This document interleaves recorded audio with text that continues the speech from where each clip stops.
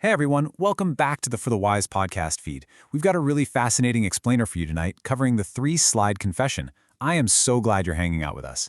Now, if you're new to our little corner of the internet, go ahead and hit that like button, drop a comment, and make sure to subscribe so you don't miss any of our future deep dives. Tonight, we are settling right back into the glowing Mycelium forest lab for a seriously wild look at our digital vulnerabilities. Oh, and say hey to our mascot, Hakim the owl, hanging out up there on his branch. He's keeping watch while we unpack something I can almost guarantee you have seen a dozen times on your phone, probably late at night when you definitely should have been sleeping. So let's just get right into it. So why does this always go viral? Because every few months, your Instagram feed gets hit with the exact same post. You totally know the one I'm talking about. It's a carousel. Black screen, stark white text, 3 simple swipes. There is absolutely no face attached to it, no backstory, no context whatsoever. And yet, without fail, it sweeps across the internet and goes massively viral all over again. We like to think we're just relating to a sad aesthetic, but the actual truth? This minimalist little post keeps blowing up because it is secretly, and honestly brilliantly, hacking our brains. It's completing a story that our minds are already desperately trying to finish.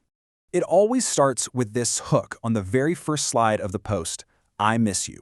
It's just 3 words, but man, they do some incredibly heavy lifting. This first line instantly hijacks our unfinished emotional business. You gotta think of your brain kind of like a smartphone. When you have unfinished emotional business, it is exactly like leaving a heavy, battery-draining app running wide open in the background. It just sits there, quietly eating up your energy. And when you swipe and see I miss you, your brain instantly links those words to whatever background app you happen to have running. Psychologists actually have a name for this. It's called the Zeigarnik Effect. It's basically the power of an interrupted activity to hold a privileged, sticky place in your memory. Unfinished tasks create a literal cognitive burden on us. A messy breakup, a massive fight, or honestly even just a good friendship that slowly faded out without a proper goodbye. These are textbook unfinished tasks. Your mind loops them over and over, and it's not trying to torture you, it's just trying to close them. And reading I miss you on a blank screen, it instantly gives a name to that exhausting loop. But here is where it gets a little deeper. What we call missing someone is often a lot more complicated than we want to admit.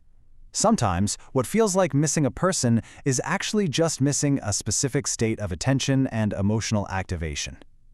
You miss who you were when you were perfectly attuned to someone else, you know? That hyper-alert, fully seen, electric version of yourself. And what's totally wild is that a completely minimalist, context-free post can trigger that exact intense state in your body without giving you a single piece of new information about the actual person you're thinking of. So you're sitting there, feeling all that unresolved tension, and then you swipe to the second slide of the post. I love you. Suddenly the post just drops in to offer the exact emotional relief we've been craving from that open loop. The tension of missing is met with the comfort of love. It's a promised return of relief. It delivers this tiny, potent dose of comfort to your brain, even if no one from your actual life has returned to say it to you. Just look at Hakim over there on his perch. He looks like he knows a thing or two about missed connections. Right, buddy? This dynamic right here is where our attachment really locks in. Because in a lot of these unresolved bonds, there's a repeating pattern of closeness and withdrawal. And our nervous systems get absolutely hooked on tracking the return of that relief. It's what we call intermittent reinforcement. It's that unpredictable, sometimes they text back, sometimes they go totally dark cycle. That unpredictability bonds us way more tightly than consistent, boring affection ever could. And the second swipe of that post, it plays right into that conditioning. And then we arrive at the final swipe of their post, the big payoff. I'm sorry. This is the line that promises to fix everything. It offers the ultimate conclusion to the narrative we just walked through. We went from the ache of missing to the reassurance of love, all the way to the accountability of an apology. It promises a complete relational fix. But the trick is, it does it without actually requiring anyone to do the heavy lifting of a real-life confrontation. Couples research is super clear on this. Effective relational repair is absolutely crucial for long-term satisfaction. When conflict happens, you have to be able to fix it. But those same researchers note that repair attempts totally fail when they are vague or when people try to self-soothe rather than actually understanding the wound they caused. This viral Canva-made slide is the exact opposite of effective repair, yet it feels accountable precisely because it is completely empty. There is no defense mounted, no justification offered, and zero context required. The viewer has to do all the hard work of filling in the face, the voice, and the history. And we really can't ignore the medium itself here. A single image on your feed is just a statement, but a carousel? A carousel is a procedural ritual. The literal physical act of swiping forces a pacing that perfectly mimics the rhythm of a real-life apology. You are forced to sit with the discomfort of the first swipe. You swipe again, and you anticipate the relief of the second. You swipe one last time, and you feel like you've somehow earned the empty repair of the third. The design is so easy to make, but that blankness is the magic trick. The less specific the post is, the more millions of people can inhabit it. Ha! But man, the collateral damage of this trend is real.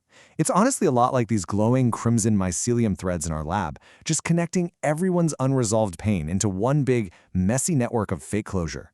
For the sender, it's a trap. You get the feeling of having repaired a relationship without actually naming what you did wrong or changing your behavior. You just post it indirectly, maybe thinking, oh, this reminded me of you. And if it goes badly, you can just pretend it wasn't that serious. For the receiver, it forces them to interpret a totally ambiguous signal, which just reopens a wound they might have just closed. And for the scroller, the person at 1 in the morning saving 12 versions of this post who wasn't even involved, they are just using a medium designed to reward unresolved ache to rehearse their own pain over and over and over. So what happens over time is that we learn the performance of vulnerability instead of the actual practice of it. We learn to post a highly aesthetic, safe, templated confession. But real apology, real vulnerability, that is higher risk. It means sitting face-to-face with someone. It means doing the really hard work of tolerating being misunderstood for long enough to finally, truly understand someone else. These carousels aren't evil or manipulative by design. They just map perfectly onto how our brains remember unfinished things and long to repair them. They let us feel like we've done the hard relational work while only doing the easy, visible part. All right, if this late-night explainer gave you something to think about, please like, share, and subscribe to the For the Wise podcast feed so we can keep bringing you these deep dives. From me and from Hakim the Owl up there, have a chill night, take care of yourselves, and we'll catch you on the next one. But as you scroll later tonight, I want to leave you with this question to chew on. Next time you see one of these pop up on your feed, ask yourself, are you actually seeking repair or are you just looking for a quick hit of relief?